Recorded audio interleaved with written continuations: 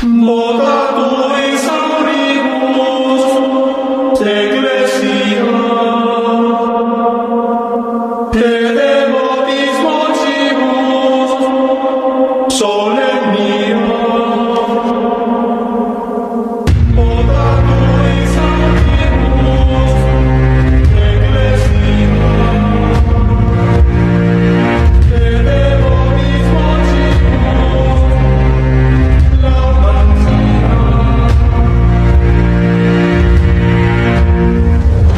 Lodato exauribus ecclesia, pede vobis vocibus solemnia.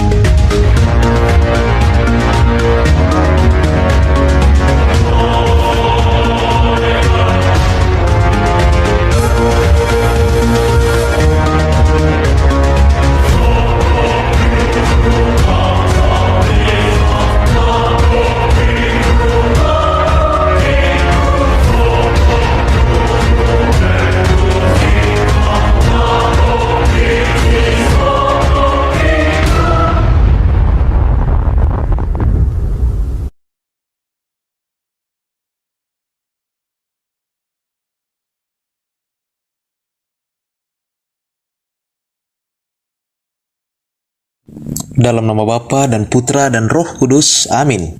Salam SSCE, Societas Sentirecum Ecclesia. Mari satu nafas dengan gereja. Salve saudara-saudariku seiman. Dominus Nobiscum. Pada video sebelumnya, kami telah memberikan bantahan terhadap dua tuduhan miring dari mereka yang menolak Konsili Vatikan II, yang mengatakan bahwa Konsili Vatikan II beserta para paus di eranya adalah bukan Katolik. Itu sudah kami bantah.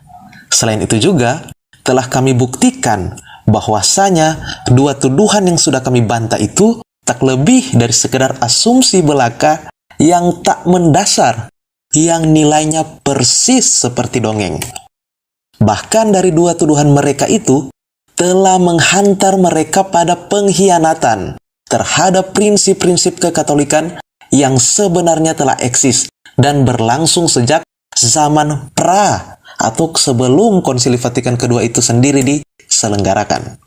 Dan satu hal yang paling menarik dari video bantahan kami sebelumnya itu ialah kami hendak menunjukkan jikalau para penolak Konsili Vatikan II itu sendiri yang merupakan kelompok penuduh, mereka itulah yang sesungguhnya memiliki atau terkandung 7 fakta ciri non-Katolik di dalam posisi kontra mereka terhadap Vatikan kedua dan para pausnya, entah itu mereka sadari ataupun tidak.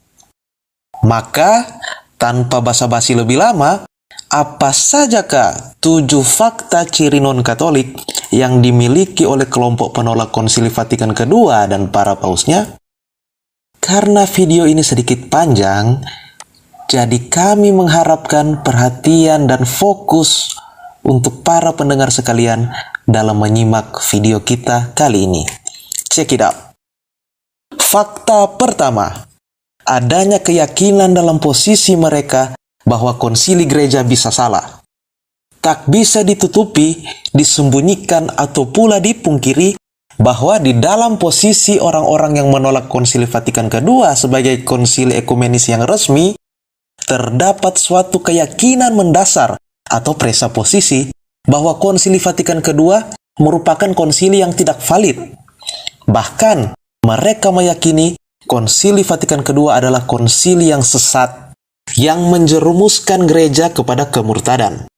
Tidak hanya sampai di situ saja, mereka berkeyakinan bahwa suatu saat nanti, pada akhirnya, Konsili Vatikan kedua akan dihapus oleh karena banyaknya error atau kesalahan yang ditimbulkannya. Sebagaimana argumen sesat berikut. Karena itu, dengan error yang begitu parah dan berbagai kerusakan yang sudah dihasilkannya, pada akhirnya saya percaya, 100% saya percaya, pada akhirnya Konsili Vatikan kedua akan dihapus. Karena ini mustahil tetap ada di kerajaan Allah, di mana ada konsep Allah yang sama sekali baru, ya, Allah yang inklusif, mustahil ada. Dengan keyakinan tersebut dan pola pemahaman yang demikian, dapat disimpulkan bahwa para penolak Konsili Vatikan kedua secara alam bawah sadarnya, tanpa mereka ketahui dan sadari, telah setuju dengan pandangan sesat yang sama sekali non-Katolik yang mengatakan bahwa konsili gereja atau suatu konsili ekumenis itu bisa salah. Pandangan tersebut tak lain merupakan pandangan yang berasal atau lahir dari ucapan mulut sang pendiri Protestantisme itu sendiri, yakni siapa? Martin Luther. Saat ia sedang berusaha membantah kebenaran prinsip Katolik yang sedang disampaikan oleh Pater Johann Eck, tepatnya dalam perdebatan teologis mereka di Leipzig, yang sedang membahas soal topik supremasi paus, sebagaimana berikut. Tentang supremasi paus yang ditentang oleh Luther, Eck mengacu kepada bagaimana pandangan serupa oleh Wycliffe dan Hus pernah dikecam oleh konsili di Konstans. Pernyataan ini membuat Luther akhirnya menyatakan bahwa konsili dapat salah.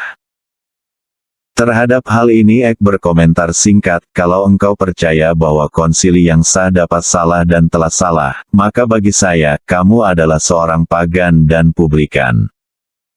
Pandangan Luther tersebut telah menjadi satu prinsip umum yang dianut di dalam Protestantisme, bahwa orang-orang Protestan kerap meragukan apa yang telah ditentukan secara bulat dan definitif oleh magisterium resmi di dalam konsili-konsili gereja, sehingga bersikap skeptis ataupun selektif juga terhadap konsili-konsili gereja itu.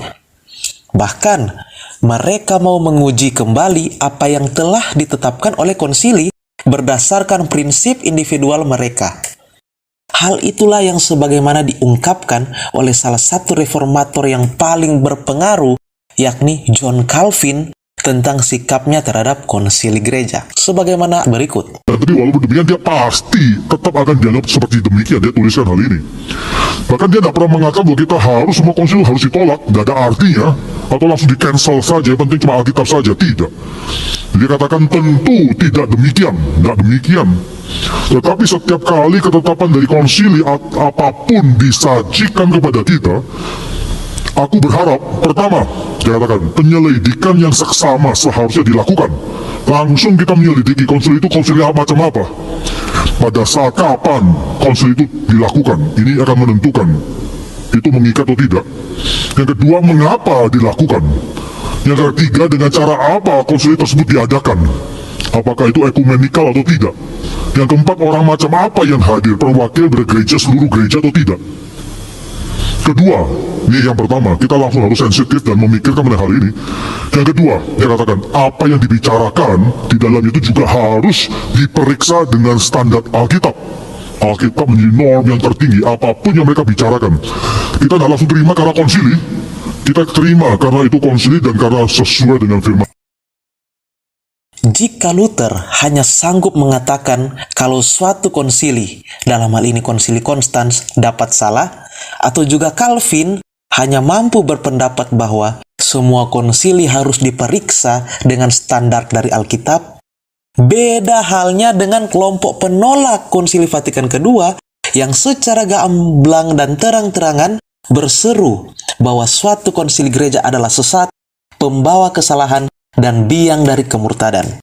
Dengan begitu, apa yang diyakini secara bulat dan kokoh oleh kelompok kontra konsili Vatikan II di dalam presupposisi kontra mereka sesungguhnya turut sejalan dan senafas dengan apa yang diyakini dan dilontarkan oleh Martin Luther, sang pendiri Protestantisme itu sendiri, dan orang-orang Protestan pada umumnya.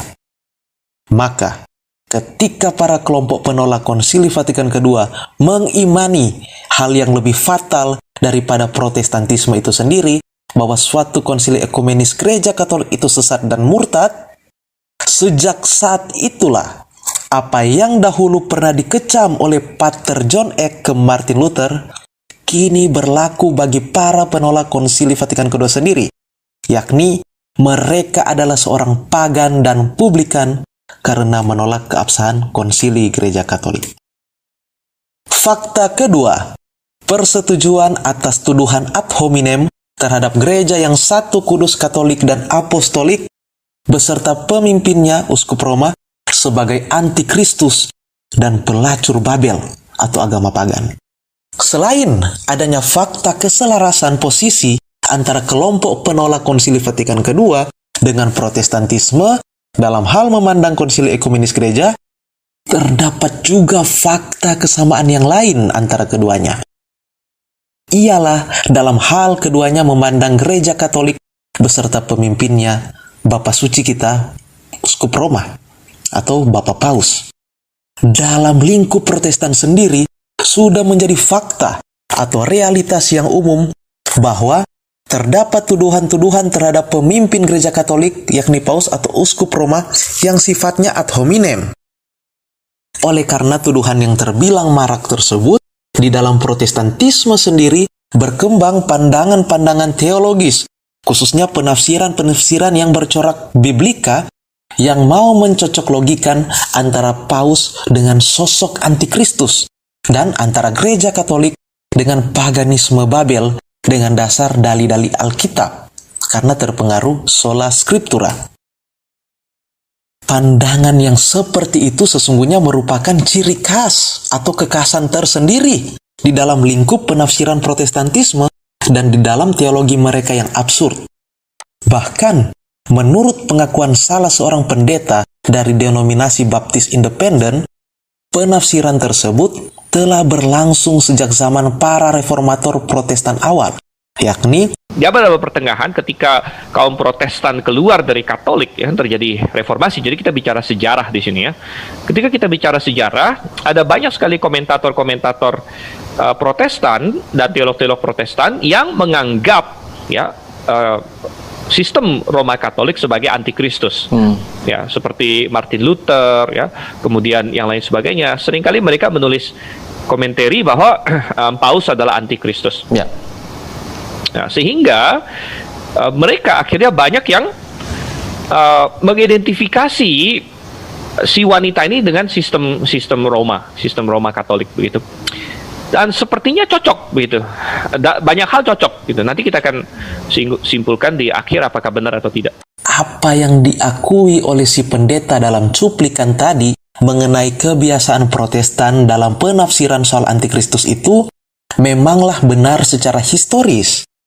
Karena catatan sejarah mencatat bahwa para reformator utama Protestan sering menafsirkan kalau antikristus yang dimaksudkan di dalam Alkitab tak lain adalah gereja Roma menurut mereka, beserta pausnya yang merupakan sosok antikris itu sendiri. bisa kita lihat sebagaimana Martin Luther, sang penggagas utama, dia berpendapat, kita diyakinkan bahwa kepausan adalah tahta sebenarnya dari antikristus yang benar dan sejati. Kalian perlu tahu bahwa paus adalah antikristus yang seluruh firman bicarakan. Apa yang ditegaskan Luther itu semakin ditegaskan lagi oleh John Calvin yang mengatakan, Daniel dan Paulus telah memprediksi bahwa antikristus akan duduk di bait Allah, kepala dari kerajaan najis dan terkutuk itu di gereja barat yang kita pastikan sebagai paus. Apa yang ditafsirkan oleh Luther dan Calvin semakin dikukuhkan lagi oleh John Knox dengan berkeyakinan, dan paus seharusnya dikenali sebagai antikristus yang sejati dan si pendurhaka yang dibicarakan oleh Paulus. Maka tak heran dan wajarlah jika kita sepakat dan tetapkan bahwa pandangan atau tafsiran yang berbunyi Paus adalah antikristus adalah merupakan pandangan atau penafsiran asli dari Protestan yang murni dan tulen. Atau dengan kata lain, adalah suatu posisi Protestan yang sejati.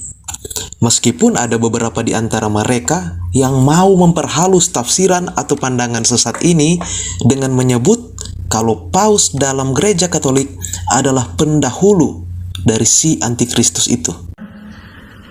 Menurut saya ini salah. Jadi saya tidak setuju Paus adalah antikris. Atau seandainya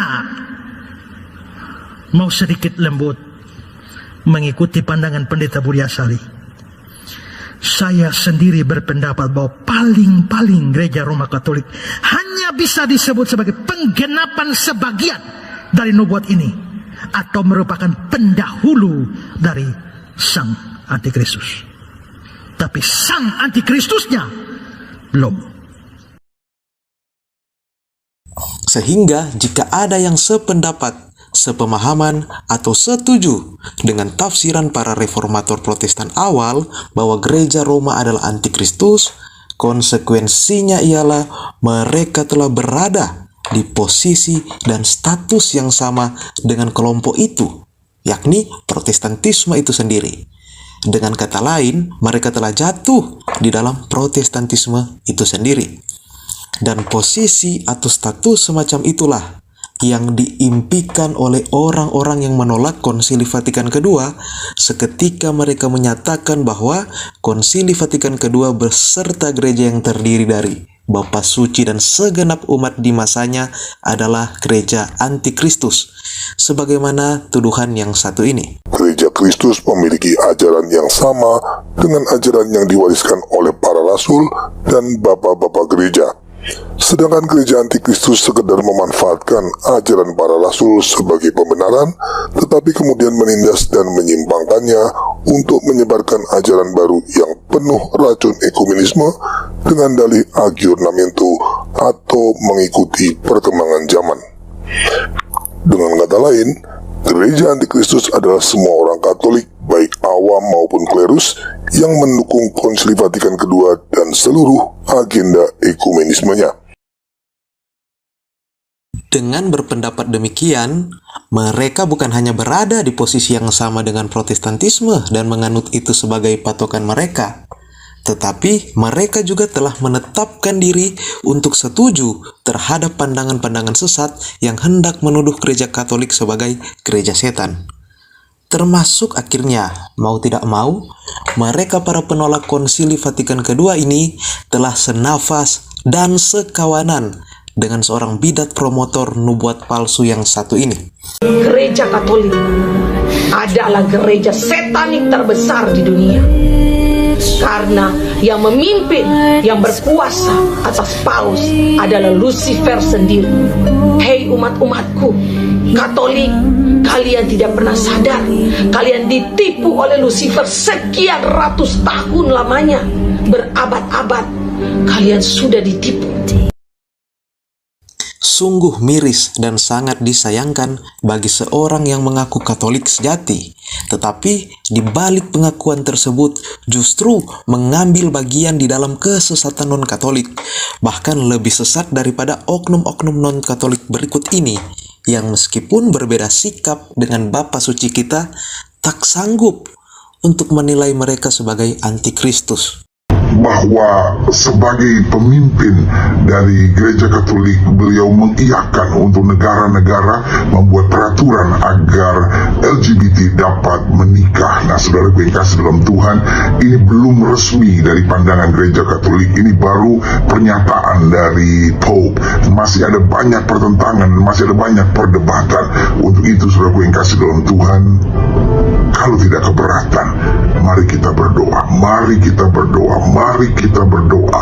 Karena saudaraku yang kasih dalam Tuhan, ini adalah sesuatu yang sangat penting. Memang Alkitab sudah menubuatkan di akhir zaman orang lagi tidak lagi memperdulikan agama, saudara. Tetapi kita berdoa karena saya percaya betul Paus adalah orang baik, saudara. Saya percaya betul Paus adalah orang pilihan Tuhan. Saya percaya betul Paus hatinya sebetulnya ingin memberi tempat, tapi saudara yang kasih dalam Tuhan, akhirnya ia jatuh pada kompromi, lalu berusaha menyenangkan hati semua orang.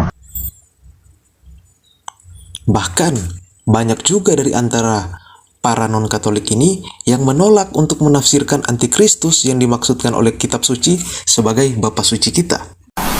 666 talenta itu saya tafsirkan adalah mamon, materi. Jadi kalau saya hubungkan dengan tanda antikristus 666 di Wahyu 13 tadi, itu bukannya chips di dahi, bukannya chips di tangan, tapi semua yang menjadi pengikut antikristus. Dengarkan saya, maafkan saya, ampuni saya harus berkata ya di atas, ya tidak di atas, tidak. Bisa jadi kau yang di atas, bisa jadi kau yang di bawah, sudah menjadi pengikut antikristus. Kenapa? Karena yang ada di pikiranmu sehari-harinya adalah uang, uang, uang. Tanda di tangan kanan. Tapi berdasarkan ciri-ciri datangnya antikristus ini, kita harus tahu bahwa antikristus belum datang. Jelas ini ya?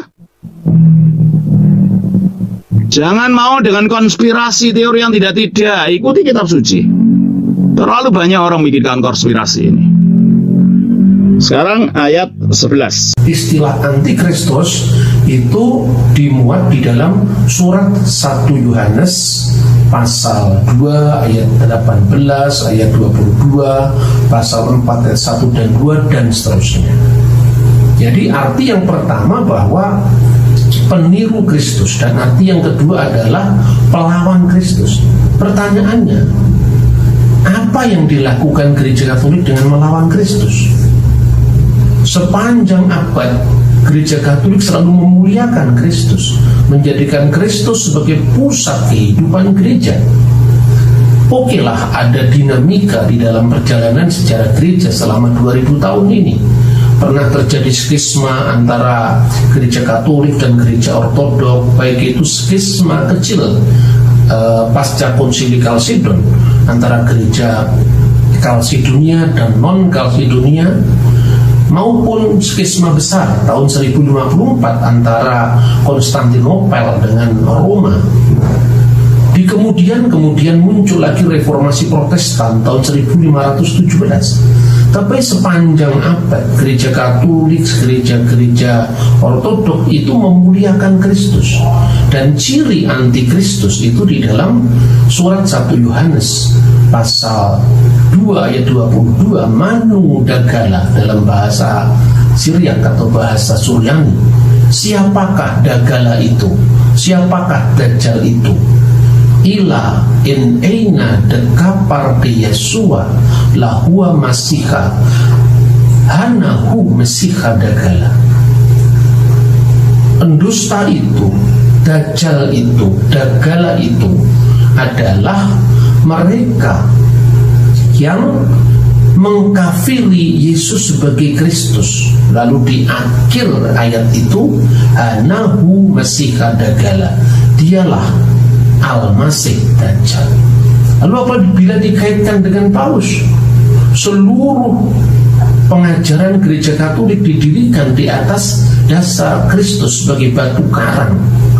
Nah, saudara-saudara, maka muncullah tafsiran-tafsiran yang aneh-aneh yang itu sesungguhnya juga dilakukan untuk gerakan-gerakan yang anti Katolik, misalnya menghubungkan ungkapan Latin Vicarius Filii Dei, wakil putra Allah. Itu kalau dijumlah dalam bahasa Latin katanya 666 misalnya. Padahal dia tidak cross check langsung apakah benar gelar dari Paus itu adalah vikarnya putra Allah. Gelar resminya Paus itu adalah Vicarius Christi. Tetapi mirisnya, ketika sebagian oknum non-Katolik menolak untuk menafsirkan para magisterium kita sebagai antikristus, justru pihak sede vacantis sendiri menegaskan bahwa gereja Katolik yang eksis saat ini adalah paganisme Babel. Mari kita lihat pandangan mereka. Untuk menjelaskan bagaimana Babel sudah jatuh dan menjadi penjara atau kandang bagi setiap burung dan binatang yang najis. Dan pilar-pilar di depan Basilika Santo Petrus terlihat sama seperti jeruji penjara. Sehingga sewaktu gambar-gambar dari binatang-binatang dan burung-burung itu diproyeksikan ke Basilika Santo Petrus, pada saat pertunjukan cahaya itu, binatang-binatang dan burung-burung itu tampak seperti berada di dalam penjara atau kandang, persis seperti yang dikatakan oleh nubuat tersebut. Pertunjukan cahaya di Basilika Santo Petrus tersebut adalah pemenuhan secara langsung yang mengejutkan dari apa yang dinubuatkan di dalam Wahyu 18 ayat 2. Dan peristiwa tersebut melambangkan jatuhnya kota Roma ke dalam kecemaran, kemurtatan, dan penyembahan berhala pada akhir zaman, akibat dikuasainya Roma oleh para anti-Paus Vatikan II dan kontra gereja akhir zaman mereka, yaitu sekte Vatikan II, yang secara umum merupakan inti dari nubuat-nubuat tentang sang pelacur Babel. Maka, secara logis dan faktual, dengan penegasan demikian, apa yang disebut sebagai sede vacantisme sesungguhnya tak lain adalah posisi persetujuan terhadap penafsiran-penafsiran protestantisme sektarian, seperti misalnya tafsiran kelompok-kelompok non-Katolik independen yang berikut ini. Petunjuk yang ketujuh, gereja yang dimaksudkan. Wanita ini memiliki piala anggur Babel. Di tangannya ada satu cawan emas penuh dengan segala kekejian dan kenajisan percabulannya. Saudara perhatikan gambar ini adalah misa yang diadakan dan Paus sementara memegang cawan. Saudara perhatikannya, cawannya. Kemudian kita lihat lebih dekat lagi. Jadi ini adalah gelas anggur yang sebenarnya. Secangkir anggur Babel, cawan anggur literal Babel. Jadi memang cawan anggur ini yang digunakan oleh gereja Katolik, dalam hal ini Paus yang pegang, ini adalah cawan anggur yang benar-benar dari Babel dulu, yang diturunkan dan akhirnya mereka miliki ini. Jadi bukan sekedar lambang, tetapi memang cawan anggur secara literal juga mereka gunakan. Dengan begitu, jelas kali lagi terbukti bahwa posisi dalam menolak Konsili Vatikan II sesungguhnya bukanlah posisi Katolik, oleh karena posisi tersebut searah dengan tuduhan ad hominem protestantisme terhadap gereja Katolik dan Paus. Ritus imamat baru secara spesifik menghapuskan imamat yang melaksanakan kurban. Intensi yang dimiliki ritus imamat baru oleh karena itu bertentangan dengan intensi gereja dan tidaklah valid. Penting pula untuk dicatat bahwa sambil menciptakan ritus Anglikan yang tidak valid, Cranmer menghapuskan subdiakonat dan ordo-ordo minor dan menggantikan mereka dengan pelayanan 3 derajat, uskup, imam, dan diakon. Hal ini juga dilakukan secara persis oleh Paulus VI. Kesimpulan, hal ini berarti bahwa semua pengakuan dosa untuk dosa-dosa berat dalam sakramen tobat kepada tanda kutip imam-imam yang ditahbiskan di dalam ritus imamat baru 18 Juni 1968 dari Gereja Vatikan II harus dilakukan kembali kepada imam yang ditahbiskan secara valid, yang ditahbiskan di dalam ritus penahbisan tradisional oleh seorang uskup yang dikonsekrasikan di dalam ritus konsekrasi uskup tradisional.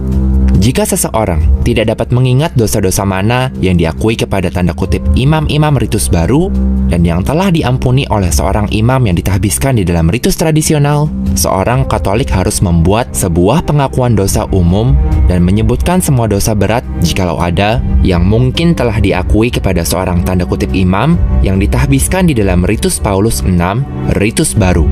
Hal ini juga tentunya berarti bahwa tanpa perlu mempertimbangkan masalah-masalah di dalam Misa Novus Ordo yang membuatnya tidak valid, misa baru tersebut tentunya tidak valid jika diselenggarakan oleh seorang tanda kutip imam pun yang ditahbiskan di dalam ritus imamat baru. Fakta ketiga, sikap penyangkalan terhadap ex opere operato dalam sakramen gereja, khususnya sakramen ekaristi dan imamat.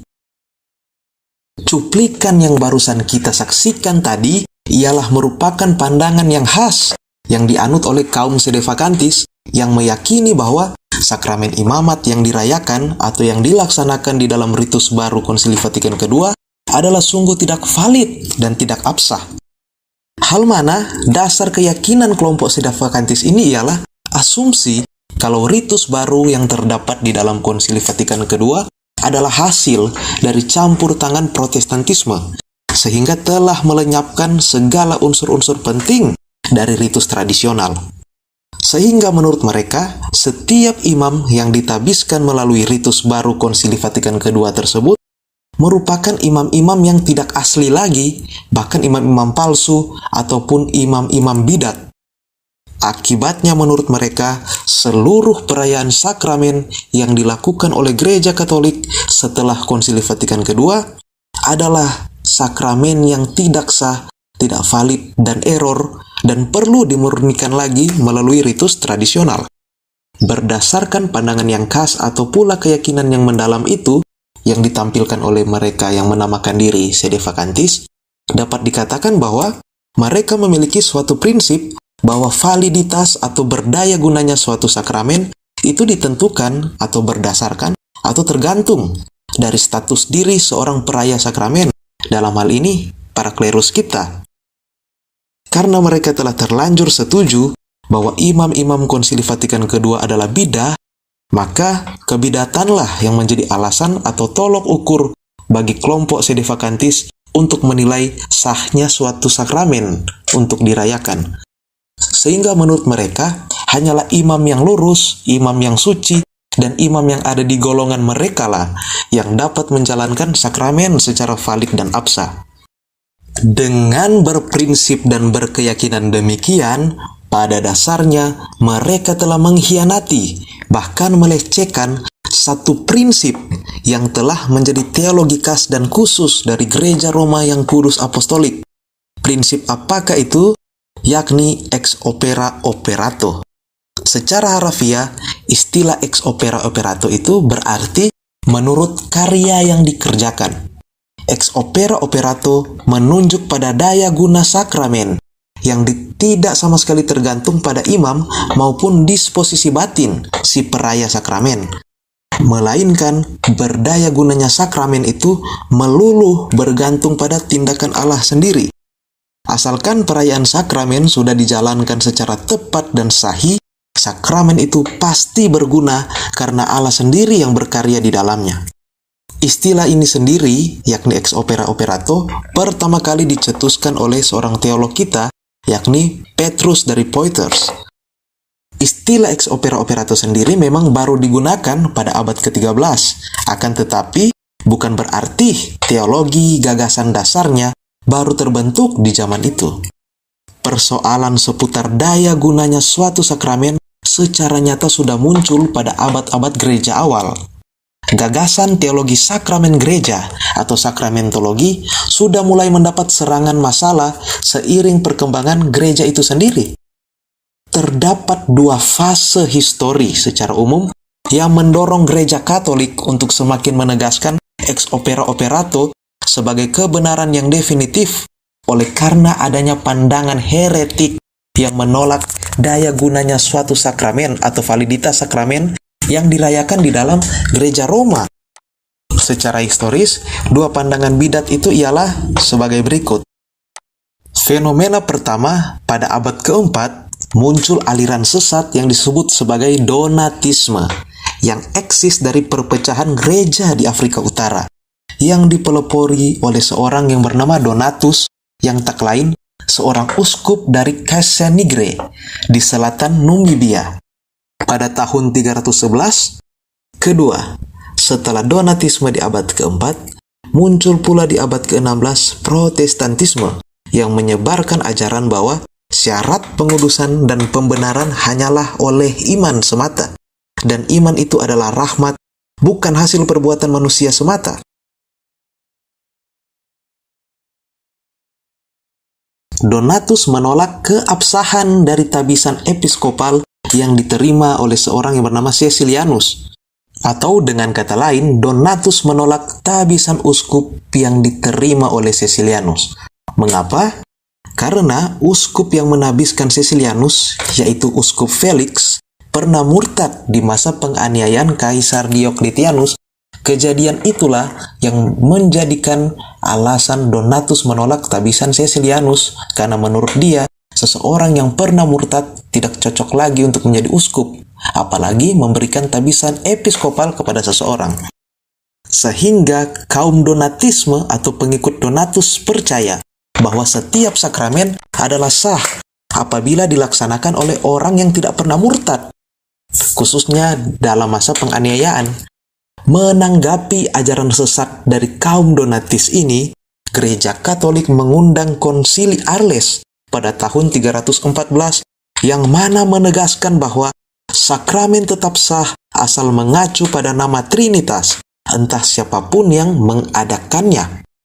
Karena gereja melihat bahwa bahaya dari pandangan atau paham beda ini ialah jika keabsahan sakramen itu ditentukan oleh kualitas orang yang mengadakannya. Maka sebenarnya bagi gereja, jika pandangan itu mau ditawarkan oleh semua orang tidak akan lagi melihat daya gunanya sakramen itu pada dirinya. Karena keyakinan gereja yang lurus ialah rahmat sakramen bergantung melulu pada Allah. Dengan demikian, Donatisme mau membahayakan itu. Sakramen hanyalah sekedar tanda atau janji Allah dan bukan penghasil rahmat pengudus. Menurut Protestantisme, sakramen merupakan materai, firman yang kelihatan, atau mereka meminjam istilah dari Bapak Gereja Santo Agustinus, yakni sakramen adalah verbum visibile. Dengan demikian, di dalam Protestantisme, iman dan sakramen menjadi terpisah sedemikian rupa, sehingga sakramen juga tidak benar-benar perlu. Pada kenyataannya, para reformator Protestan cenderung mereduksi sakramen menjadi dua saja, yakni baptisan dan jamuan Tuhan. Menanggapi ajaran melenceng tentang rahmat sakramental ini, Gereja Katolik melalui Konsili Trente pada tahun 1606 hingga 1608 mengajarkan sekaligus menegaskan kembali ex opere operato tidak merupakan suatu konsepsi magis, melainkan rahmat Allah tidaklah mengalir terutama dari ritus atau upacara suatu perayaan, melainkan dari Allah sendiri. Konsili Trente juga menolak bahwa pengertian iman saja sudah cukup bagi manusia. Sekalipun Gereja Katolik di dalam Konsili Trente tidak sama sekali menyangkal pentingnya iman, tetapi Konsili Trente menegaskan bahwa sakramen juga perlu, sebab darinya lah setiap pembenaran dimulai dan bertambah. Sakramen adalah tanda lahiriah rahmat yang diterima dengan iman. Sakramen memuat rahmat yang ia tandai dan menganugerahkannya bagi mereka yang pantas. Dengan doktrin ex opere operato, tidak berarti Gereja Katolik mau mengabaikan kewajibannya untuk mengusahakan kesucian atau pengudusan. Tanpa adanya tanggapan positif dari pihak manusia, sakramen tidak dapat bekerja secara efektif. Itulah yang mau ditekankan oleh Gereja Katolik. Akan tetapi, mengatakan tanggapan manusia atau iman terhadap sakramen sebagai satu-satunya prasyarat bagi rahmat tidak sama dengan mengatakan bahwa efek sakramen atau rahmat adalah hasil dari pekerjaan manusia. Maka dari sini dapat diketahui bahwa daya gunanya suatu sakramen atau validitas dari perayaan sakramen tidak tergantung pada kondisi si perayanya atau imam yang merayakannya, ataupun tidak bergantung pada bentuk ritus atau upacaranya itu sendiri, melainkan sakramen itu ditentukan pada rahmat yang terkandung di dalam sakramen itu sendiri yang ditandai oleh format Trinitarian. Sejalan dengan itulah, ritus baru di dalam Konsili Vatikan kedua pun dijalankan atau dirayakan. Tidak ada perayaan sakramen di dalam Konsili Vatikan kedua yang tidak menggunakan ritus Trinitarian dalam bagian pencurahan rahmat sakramentalnya, sehingga menandakan bahwa ritus baru dari Konsili Vatikan kedua, secara khusus ritus sakramen imamatnya, adalah sungguh-sungguh sahih dan valid. Dengan begitu, seluruh sakramen yang lain pun di dalam Konsili Vatikan kedua adalah sakramen yang sejati dan absah. Maka, kelompok yang menolak keabsahan dan validitas dari perayaan sakramen Gereja Katolik sejak Konsili Vatikan kedua, sebagaimana kaum sedevakantis yang menolak itu, mereka tak lain adalah kelompok yang memposisikan diri menjadi bagian dari bid'ah Donatisme di abad keempat dan menjadi segolongan dengan Protestantisme di abad 16 yang menolak validitas dari sakramen. Sehingga dengan posisi tersebut secara otomatis kelompok sedevakantis telah menolak mentah-mentah prinsip ex operato yang menandakan mereka adalah kelompok non-Katolik. Fakta keempat, terdapat pandangan dualisme secara sepihak di dalam eklesiologi atau teologi tentang gereja dari para kaum penolak Konsili Vatikan kedua. Rupanya fakta yang telah kita bahas di nomor 3 atau di bagian sebelumnya, bahwa dengan menolak validitas dari segala perayaan sakramen sejak Konsili Vatikan kedua, kelompok sedevakantis telah menjadi bagian dari Donatisme dan Protestantisme, sehingga menggolongkan diri mereka sebagai non-Katolik. Fakta yang sama tersebut semakin dipertegas dan diperjelas lagi oleh mereka yang menolak Konsili Vatikan kedua ini, yakni ketika mereka memiliki keyakinan yang unik bahwa di dalam gereja Kristus yang satu, kudus, katolik, dan apostolik, posisi atau kelompok dari mereka lah yang merupakan posisi Kristen yang paling ideal, paling sejati, dan menjadi kelompok atau pilihan yang paling murni dan terlurus, sebagaimana yang mereka tunjukkan lewat argumentasi-argumentasi berikut ini. Sejak 1958 pada pemilihan palsu Angelo Roncalli sebagai Yohanes 23, Gereja Katolik tidak memiliki paus sampai saat ini. Kekuatan Masonik akhirnya menemukan cara untuk menyusup ke Gereja Katolik dan merebut kepausan.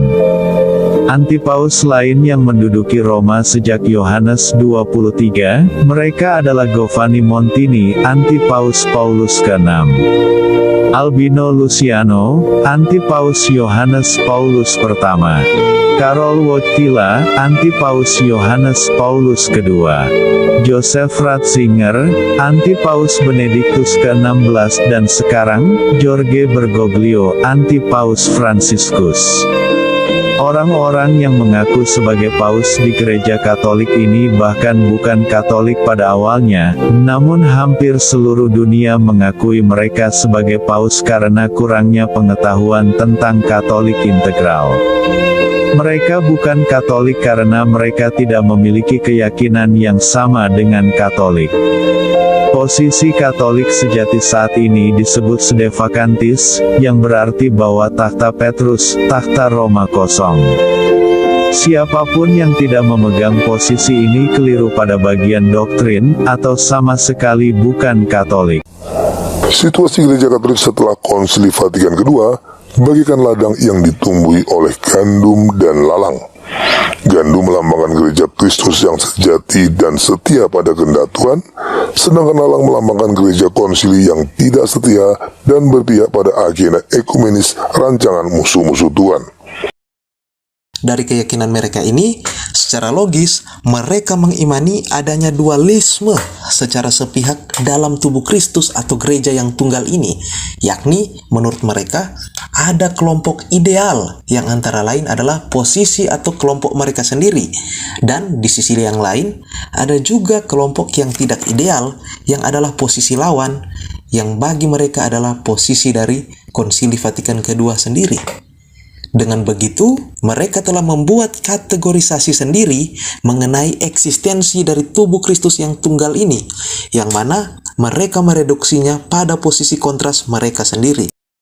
Keyakinan dari kelompok penolak Konsili Vatikan kedua ini sungguh persis dan tak ada bedanya dengan kaum bidat Donatisme zaman dahulu yang dilawan oleh Santo Agustinus, yang mana Donatisme ini memiliki keyakinan bahwa yang layak dan hanya bisa disebut sebagai gereja hanyalah orang-orang yang suci dan murni di dalam kelompok mereka sesuai dengan teologi mereka sendiri. Sedangkan untuk orang-orang di luar mereka disebut sebagai kelompok murtad atau kaum berdosa, yang mana dinilai sebagai orang-orang yang bekas anggota dari mereka. Tetapi juga untuk orang-orang yang sempat bergaul di antara orang-orang murtad pun, bagi mereka bukanlah sebagai gereja sejati, maka hanya mereka lah gereja yang paling sejati. Dualisme seperti ini pun turut juga diimani oleh Calvinisme, bahwa Allah hanya memilih orang-orang pilihannya sejak semula sebagai gerejanya yang sejati untuk selamat. Allah menetapkan segala sesuatu sebelum penciptaan, termasuk siapa yang dipilih, siapa yang ditolak. Maka dengan menegaskan bahwa sede vacantis adalah posisi Katolik yang sejati, ataupun berpandangan bahwa orang-orang yang menolak Konsili Vatikan kedua adalah sisa umat yang setia dan paling lurus, disitulah kaum penolak Konsili Vatikan kedua beserta magisteriumnya yang resmi menegaskan bahwa ciri non-Katolik mereka sungguh-sungguh nyata dan ada, sebagaimana selaras dengan Donatisme dan Calvinisme. Maka dengan adanya keselarasan antara kelompok yang menolak Konsili Vatikan kedua dengan Donatisme dan Calvinisme dalam hal eklesiologi semakin membuktikan bahwa mereka yang menolak Konsili Vatikan kedua adalah kelompok yang non-Katolik. Fakta kelima, penolakan terhadap soteriologi universal atau teologi keselamatan yang inklusif. Selain posisi dari para penolak Konsili Vatikan kedua mengandung ciri non-Katolik dalam hal pandangan gerejawi atau eklesiologis yang berciri dualisme sebagaimana ini yang dianut oleh Calvinisme dan Donatisme tadi, di dalam posisi mereka juga yang anti Konsili Vatikan kedua ini pun mereka menganut pandangan keselamatan atau soteriologis yang sama persis dengan teologi non-Katolik. Ini perlu kita ketahui. Lebih jelasnya, para penolak Konsili Vatikan kedua berpandangan bahwa Tuhan Yesus Kristus tidak memiliki kerahiman yang universal, sehingga Ia hanya menyelamatkan sebagian orang saja dari dosa. Atau dengan kata lain, Tuhan Yesus hanya pilih-pilih untuk menyelamatkan manusia. Mereka mengimani bahwa Allah tidak mau menyelamatkan semua orang. Coba kita simak argumentasi mereka berikut ini. Karena Tuhan Yesus menginginkan keselamatan semua manusia, maka itu berarti devosi kerahiman ilahi mengajarkan kita ajaran sesat bahwa semua manusia, entah bertobat ataupun tidak dari dosa-dosanya, tetap akan diselamatkan karena kerahiman Allah yang tak terbatas dan tidak bersyarat. Ya, karena dikatakan di sini selalu memenuhi keinginanku. Keinginan Tuhan apa? Selamat, manusia selamat. Maka entah orang berdosa, entah tidak, ya selamat. Itulah gagasan yang dimunculkan dari devosi ini. Ini mendasari semangat ekumenisme yang tidak lagi membeda-bedakan dogma agama, bahkan tidak peduli pada dosa-dosa. Itu dia. Dengan berkeyakinan soteriologis yang demikian, kelompok yang anti dengan Konsili Vatikan kedua ini sekali lagi telah memproklamirkan diri sebagai penganut Calvinisme yang mengimani bahwa penebusan Kristus itu terbatas. Coba kita simak argumentasi mereka berikut ini. Ajaran bahwa Kristus mati untuk semua orang menimbulkan ajaran sesat atau salah. Bisa sesat, bisa salah, tergantung termilih yang mana. Kalau Kristus memang mati untuk semua orang tanpa kecuali, saudara, maka hanya ada dua kemungkinan. Kemungkinan pertama, saudara, poin A ini ya, Kristus atau Allah itu berhasil mencapai tujuannya, dan itu menghasilkan ajaran yang namanya universalisme, ajaran yang mengatakan bahwa pada akhirnya nanti semua orang akan selamat atau akan masuk surga. Dan ini saya yakin baik Pak Mangapul maupun saya, bahkan Arminian pun menganggap ini sebagai ajaran sesat. Jadi kalau Kristus mati untuk semua orang dan Allah berhasil mencapai tujuannya, ini menghasilkan ajaran sesat. Dan saya yakin kami berdua tidak setuju ini. Tapi kemungkinan kedua, Kristus atau Allah gagal mencapai tujuan atau rencananya, karena dalam faktanya nanti akan ada banyak orang yang masuk ke neraka. Nah, Allah gagal mencapai tujuan atau rencana. Kalau saya sebagai orang reform yang menganggap Allah itu berdaulat, maha kuasa dan sebagainya, ini rasanya berbau penghujatan begitu ya terhadap Allah. Bagaimana dia gagal mencapai tujuan atau rencananya? Dan John Owen sendiri mengatakan bahwa ini sesuatu yang menjijikkan bagi dia. Dua-dua bagi dia menjijikkan. Jadi kedua kemungkinan di atas ini menurut saya sama-sama tidak mungkin.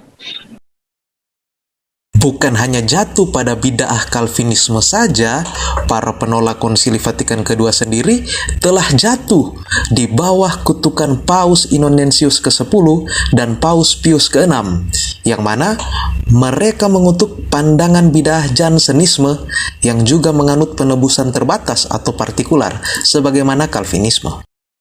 Paus Innocentius ke-10 di dalam bulannya yang berjudul Cum Occasione pada 31 Mei 1653 mengecam pandangan sesat itu, tepatnya dalam poin kelima, dengan menyatakan secara tegas, adalah semi-pelagianisme jika mengatakan bahwa Kristus atau mati menumpahkan darahnya bagi semua manusia tanpa kecuali.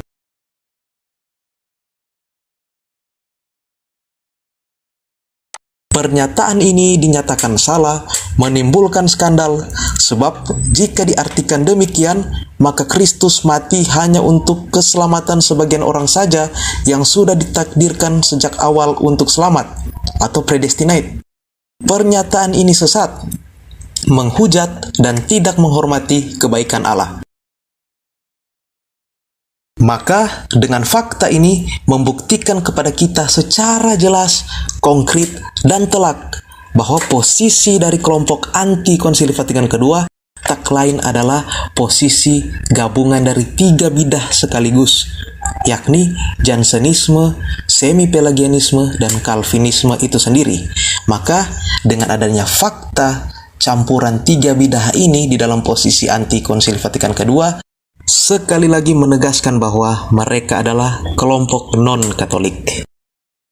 Fakta keenam, adanya perlawanan kepada janji indefactibilis Tuhan Yesus Kristus atas gereja yang ia dirikan, yakni gereja Katolik. Yang dimaksud dengan indefactibilitas ialah janji bahwa Kristus akan selalu menyertai gerejanya dan bahwa pintu gerbang neraka tidak akan berjaya melawan gereja. Hal ini sungguh begitu jelas berarti bagi gereja Katolik dengan pusatnya di Roma sebagai gereja yang sungguh-sungguh Kristus dirikan, karena Kristus berjanji kepada gereja ini tidak akan pernah jatuh atau murtad total, sentral atau pusatnya sampai akhir zaman, dan akan tetap pada dasarnya mempertahankan esensi kebenarannya. Indefactibilitas gereja sungguh mensyaratkan agar pusat gereja, yakni tahta Petrus di setiap zaman para bapa suci, akan tetap ada sampai akhir zaman, dan bahwa seseorang paus sejati tidak akan pernah mengajarkan kesalahan secara otoritatif kepada seluruh gereja. Indefactibilitas pada akhirnya sungguh memustahilkan adanya seorang anti-paus yang mengaku-ngaku diri sebagai paus. Meskipun sejarah gereja pernah mencatat bahwa berkali-kali di masa lalu di pusat di Roma ada kesesatan yang mau mencoba memerangi gereja, akan tetapi gereja Katolik sejati yang hadir dalam magisterium selalu terjaga.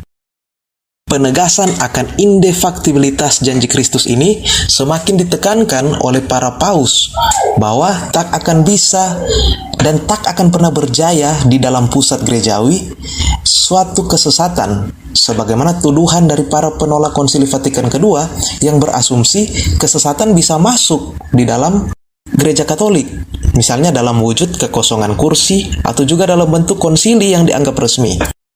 Indefaktibilitas ini sebagaimana ditegaskan oleh Paus Vigilius di dalam Konsili Konstantinopel kedua pada tahun 553 yang mengatakan bahwa kami mengingat apa yang telah dijanjikan tentang gereja yang kudus, dan ia yang berkata bahwa pintu gerbang neraka tidak akan pernah berjaya melawannya. Kami memahami pintu gerbang neraka sebagai lidah-lidah yang mematikan dari para bidah. Selanjutnya, Paus Santo Leo ke-9 pada tanggal 2 September 1053 pun menegaskan lagi bahwa gereja yang kudus yang dibangun di atas sebuah batu karang, yaitu Kristus, dan di atas Petrus, karena oleh pintu gerbang neraka, yakni oleh pertentangan-pertentangan para bidah yang menuntun orang yang angkuh kepada kehancuran, gereja tidak akan pernah ditaklukkan. Apa yang ditegaskan dan diajarkan oleh kedua paus tadi semakin dikukuhkan lagi oleh Bapak Gereja kenamaan kita di zaman skolastik yang digelari gereja sebagai Dr. Angelicus. Siapakah dia? Santo Thomas Aquinas, yang mengajarkan bahwa kebijaksanaan dapat mengisi hati para umat beriman dan membungkam kegilaan yang jahat dari para bidah yang secara pantas disebut sebagai pintu gerbang neraka. Perhatikan bahwa para bidah menurut kedua paus dan menurut Santo Thomas Aquinas itu dilambangkan atau dijelaskan sebagai pintu gerbang neraka. Maka para bidah bukanlah anggota gereja. Itulah mengapa seorang bidah tidak akan pernah bisa menjadi seorang paus, karena Kristus berjanji pintu gerbang neraka tidak akan pernah bisa menguasai gereja. Dan para paus di masa Konsili Vatikan II adalah anggota gereja. Otomatis jika para paus dan Konsili Vatikan II ada di dalam gereja, mereka bukanlah pintu gerbang neraka. Jadi jelas, indefaktibilitas pun meliputi para paus di masa Konsili Vatikan II dan Konsili Vatikan II itu sendiri. Apalagi para paus itu dan Konsili Vatikan II sendiri sungguh-sungguh melanjutkan suksesi pengajaran dari para pendahulu mereka.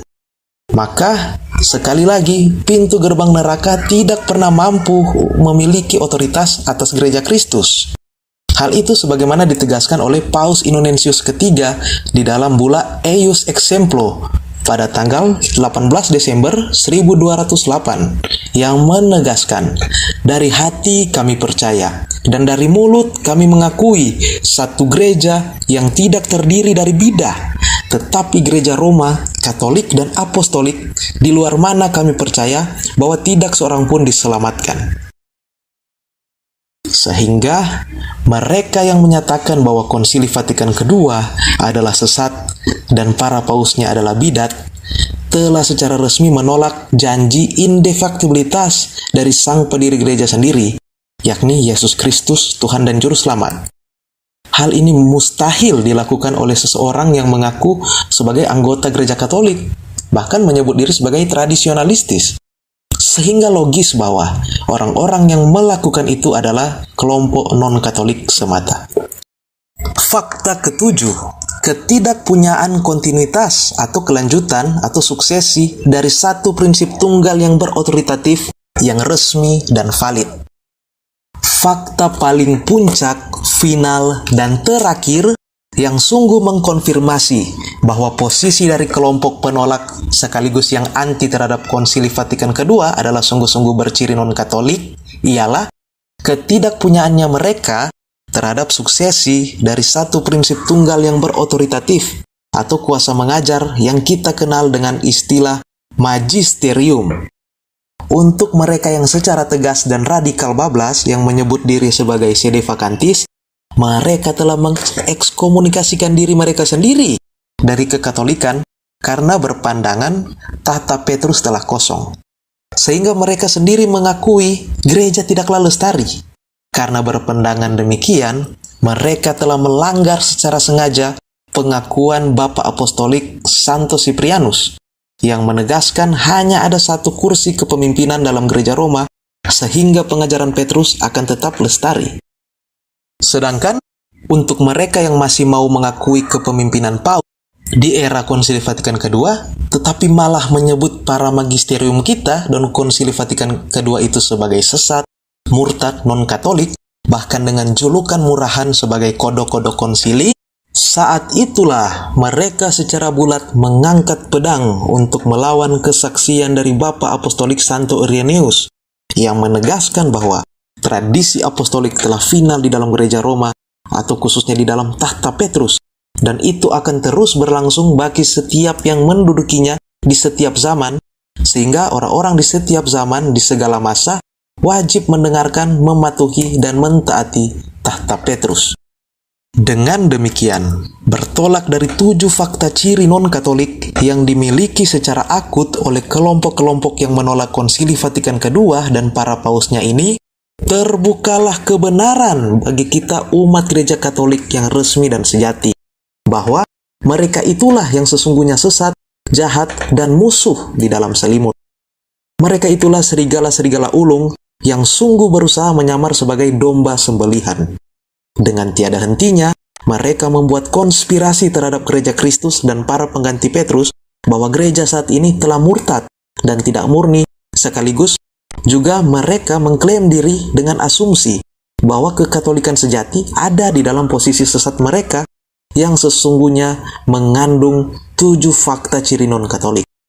Mereka melakukan itu agar mereka bisa mengelabui kita, agar kita tidak sanggup untuk melihat adanya 7 fakta ciri non-Katolik yang sesungguhnya nyata dalam posisi penolakan mereka terhadap Konsili Vatikan kedua.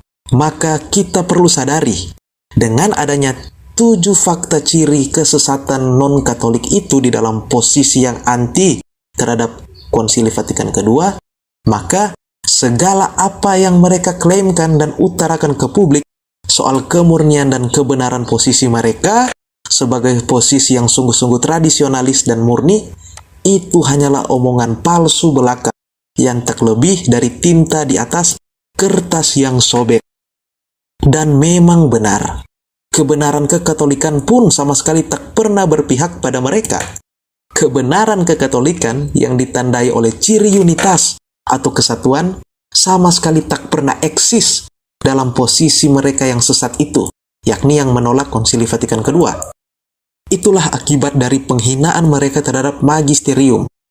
Persis sebagaimana para pendiri Protestantisme awal saat memisahkan diri dari gereja Kristus yang sedari awal sudah saling berseberangan dan terpisah dan bertentangan satu dengan yang lain, sebagaimana Martin Luther dan Zwingli yang bertengkar soal sakramen Ekaristi dan prinsip-prinsip dasaria lainnya, kenyataan perpecahan yang demikian pula turut terjadi atau ditunjukkan oleh para anti Konsili Vatikan kedua satu sama lain. Kelompok para tradisionalis akhirnya menilai saudara sedevakantis mereka sebagai skismatis yang sesat. Sekarang, bagi kita yang sudah menyadari kesesatan Konsili Vatikan kedua, apa yang harus kita lakukan? Sabda Tuhan dalam kitab Wahyu jelas menghendaki kita keluar dari gereja konsili. Apakah itu berarti kita keluar dari gereja Katolik dan memilih menjadi anggota gereja lain? Tentu saja tidak. Gereja Katolik adalah satu-satunya gereja Kristus. Di luar gereja Katolik tidak ada gereja Kristus, dan oleh karenanya tidak ada keselamatan. Gereja Katolik adalah satu-satunya bahtera yang dibangun Tuhan demi keselamatan kita. Apapun yang terjadi di dalam bahtera tersebut sudah diperhitungkan Tuhan sejak awal dan dipastikan tidak akan pernah membuat bahtera tersebut tenggelam. Maka tetap tinggal di dalamnya, yaitu tetap setia di dalam gereja Katolik adalah pilihan logis satu-satunya.